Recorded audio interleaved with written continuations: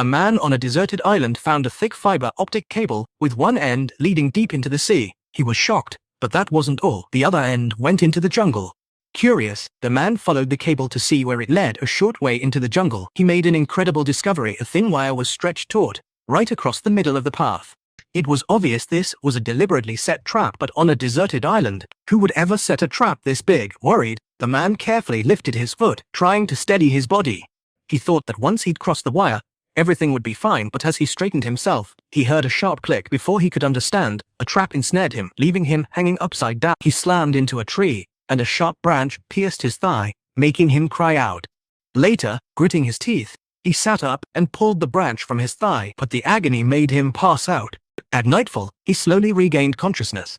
Before he could cry for help, a mysterious figure appeared and cut his rope. The man then fell headfirst, injuring himself badly. His last memory was of someone coming towards him before he passed out again. When he woke, he found himself in a dark room. His hands and feet were bound tight. He couldn't move.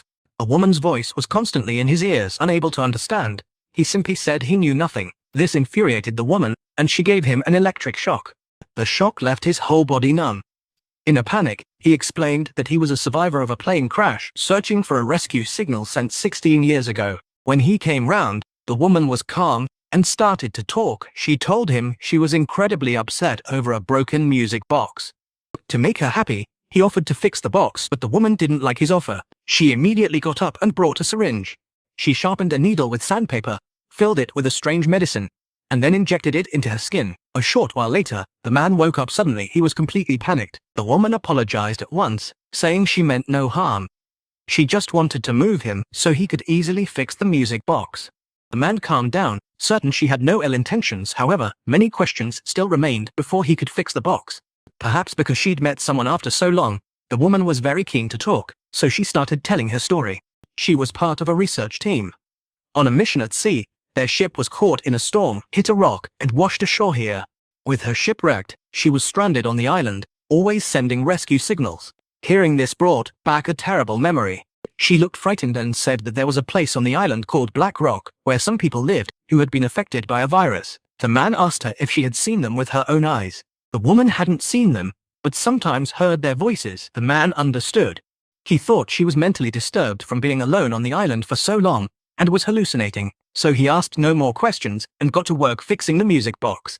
But he'd cleverly hidden a screwdriver, waiting for a chance to escape. Little did he know his chance would come so soon. But just as the woman delighted in the fixed music box, a scream rang out.